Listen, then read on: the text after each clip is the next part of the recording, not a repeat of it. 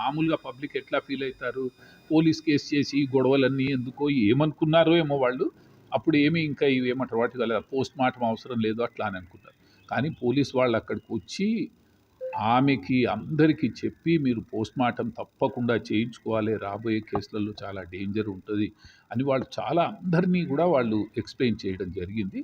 అప్పుడు నేను అనుకుంటాను, బహుశా అది నేను చూడలేదు, అన్నపూర్ణ గారని వారి వైఫ్ పాపము ఆమె అప్పుడు కంప్లైంట్ ఇచ్చినట్టున్నారు. ఇది జరిగింది, ఆ రోజు జరిగినటువంటి ఇన్సిడెంట్ ఉండింది మాకు. ఎందుకనంటే మేము ఎంతసేపటికి ఆ సీన్ అప్పుడంతా నేను లేనండి, ఏది చెప్పినా ఊహాజనితంగా చెప్పడం ఇట్లా నాకు చెప్పడం ఇష్టం లేదు. 21st రోజు 21st రోజు ఈవినింగ్ 4:35 ఆ పీరియడ్లో అనుకుంటాను, టైం నాకు ఎగ్జాక్ట్ గుర్తులేదు, ప్రాబబ్లీ అదే టైం. మేము అప్పుడు ఇంకా వచ్చేసాము ఇక్కడ. తర్వాత నిన్న మొన్న రాత్రి మా దగ్గర అసోసియేషన్ మా జనరల్ సెక్రటరీ గారు వాళ్ళు మెసేజ్ పెట్టారు, మనం రేపు మార్నింగ్ 10 o'clockకి ఒక మీటింగ్ 10 o'clockకి అందరం కలిసి పోలీస్ స్టేషన్కి వెళ్దాము, ఆయన ఎవరైతే కొట్టాడో ఆ మనిషి ఇంకా అరెస్ట్ కాలేదు కాబట్టి మనం పోయి వాళ్ళ మీద మీరు ఎట్లా అయినా అరెస్ట్ చేయండి అని చెప్పి మనం అందరం రిక్వెస్ట్ చేయడానికి పోదామని మొన్న రాత్రి మీటింగ్ అయింది. అయితే సరే అనేసి నేను మామూలుగా 9:45, 10కి నేను కిందికి వచ్చాను, అందరు కూడా వచ్చారు. నేను వచ్చే లోపలనే ప్రెస్ వాళ్ళు కూడా ఉన్నారు అక్కడ. వాళ్ళు ప్రెస్ వాళ్ళని నాకు తెలీదు, వాళ్ళకి మా సెక్రటరీకి వాళ్ళకి తెలిసేమో, వాళ్ళతోని మొత్తం జరిగిన ఇన్సిడెంట్ అంతా చెప్పడము జరిగిందన్నట్టు. జరిగినప్పుడు వాళ్ళు కొన్ని ప్రశ్నలు అడగడము, ప్రశ్నలకు వీళ్ళు అందులో నేను కూడా జవాబు చెప్పాను. ఆయనను పట్టుకున్నారా అది ఇది అని అంటే పట్టుకోలేదు, ఇంకా పట్టుకుంటే చాలా బాగుండేది, మనం పోయి ప్రెషర్ చేద్దామని వాళ్ళు అందుకనే పోతున్నాము అని చెప్పడం జరిగింది. అన్నారంటే మీరు, నేను వైష్ణవి మౌక్తిక అపార్ట్మెంట్స్లో 103 ఫ్లాట్లో ఉంటాను. నేను 21 నాడు జరిగినటువంటి ఘటన క్రమం ఏంటంటే నాకు తెలిసినంత వరకు బయట చాలా గట్టిగా అరుపులు వినబడుతుండే, ఏదో మామూలుగా ఎవరో కొట్లాడుకుంటున్నారేమో అని అనుకున్నాను నేను. ఇంతలో మా అసోసియేషన్ ప్రెసిడెంట్ అయినటువంటి నాగిరెడ్డి గారి గొంతు వినబడింది గట్టిగా.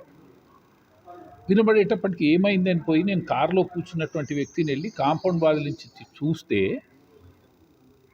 నాగిరెడ్డి గారు కనబడ్డారు. అరే ఈయనతోనే కొట్లాట అవుతుందనేసి నేను భావనతో బయటికి పోయి చూసేటప్పటికి నాగిరెడ్డి గారి షర్ట్ మీద ఇక్కడ బ్లడ్ అంటే ఉండడము, ఆయన చెవి మీద బ్లడ్ ఉండడం చూశారు.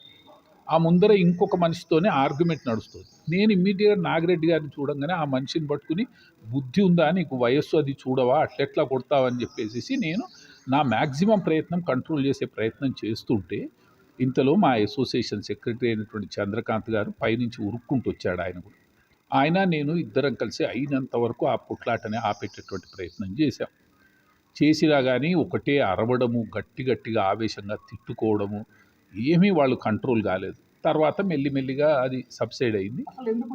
ఎందుకు వచ్చిందనంటే ఒక వోక్స్ వ్యాగన్ కారు, అంటే ఏ మనిషి అయితే ఇప్పుడు నాగిరెడ్డి అనబడే మనిషిని కొట్టాడు, ఆ నాగిరెడ్డి గారి కారు ఆ వోక్స్ వ్యాగన్ కార్ ముందర ఉంటే ఆ కార్కి ఈ కార్కి మధ్యలో హెయిర్ లైన్ అంత గ్యాప్ ఉంది, దానికి ఒకదానికొకటి ఏం తాకలేదు, హెయిర్ లైన్ అంత గ్యాప్ ఉంది కానీ తాకుతుందా అనిపించేటట్టు కనబడింది. దాంతోనే ఆయన ఏం చేశాడట, ఇది నేను చూడండి తెలిసిన విషయం చెప్తున్నాను. ఏంటంటే ఆయన ఏం చేశాడంటే మా వాచ్మెన్ని పిలిచి ఈ కార్ ఎవరిది, వెనకాలది, నా కార్ని కొట్టారు, వాళ్ళని పిలుచుకురమ్మని చెప్పాడు. పిలిస్తే ఆ పిల్లాడు వెళ్ళి ఆయనని నాగిరెడ్డి గారిని తీసుకొని వస్తే నాగిరెడ్డి గారు అక్కడ చూసి, అప్పుడు ఏం జరిగిందో నాకు తెలియదు, నాగిరెడ్డి గారిని తీసుకొని వచ్చాడు ఆయన. వాళ్ళిద్దరి మధ్యలో మాట పెరగడము, నేను చూసింది నాగిరెడ్డి గారికి ఇక్కడ రక్తం ఉండడము, చెవి దగ్గర దెబ్బ తాకడము, ఈ రెండు నేను నా కళ్ళతో చూశాను. ఇద్దరు ఒకరినొకరు కొట్టుకునే ప్రయత్నం చేస్తున్నారు. ఈ సీన్ అప్పుడు నేను పోయినా. తర్వాత ఇప్పుడు తెలుస్తుంది ఏంటంటే ఆయన పేరు జవ్వాది కృష్ణ అని చెప్తున్నారు. మామూలుగా చేతులతో కొట్టుకున్నారు. ఒక్క విషయం ఉన్నది చెప్పాలంటే ఆవేశంలో జరిగినటువంటి ఒక పోట్లాట తప్పితే అది ఇంకేం కాదు, అది డెత్ వరకు వచ్చేసింది. అది మాకు చాలా బాధాకరం. నాగిరెడ్డి అనేటువంటి వ్యక్తి చాలా మంచి మనిషి, మా అసోసియేషన్కి ప్రెసిడెంట్ లాగా చాలా మంచి సేవలు చేసేవాడు అసోసియేషన్కి. ఈ విషయంలో జరిగింది ఏంటంటే అది అయిపోయిన తర్వాత నేను మామూలుగా పైకి వెళ్ళాను ఎందుకంటే అప్పటికే కుర్చీ తీసుకొచ్చి నాగిరెడ్డి గారిని కూర్చోబెట్టారు. కూర్చోబెడితే ఇంకా సమస్య పోయింది కదా అని మా మిసెస్ కూడా నువ్వు 70 ఏళ్ల మనిషివి నువ్వు పోయి వాళ్ళ మధ్యలో ఏం కొట్లాడుతుంటావని నాకు ఫోన్ చేస్తే నేను పైకెళ్ళి కూర్చున్నాను. కూర్చున్న తర్వాత మా శ్రీకాంత్ అని మా ఫ్లాట్ ఓనర్స్‌లో ఒక ఆయన కారులో అందరూ వెళ్తుంటే చూసి ఏమైందనుకోని నేను కిందకొచ్చాను. వచ్చేటప్పటికి నాగిరెడ్డిని హాస్పిటల్‌కి తీసుకుపోతున్నారంటే ఏమైందని నేను ఇమ్మీడియేట్‌గా కారు తీసుకొని నేను కూడా వెళ్ళాను. వెళ్ళేటప్పటికి నేను వెళ్ళిన 2 మినిట్స్‌లో క్యాజువాలిటీ వార్డ్‌లోకి తీసుకెళ్లారు ఓమ్ని హాస్పిటల్‌లో.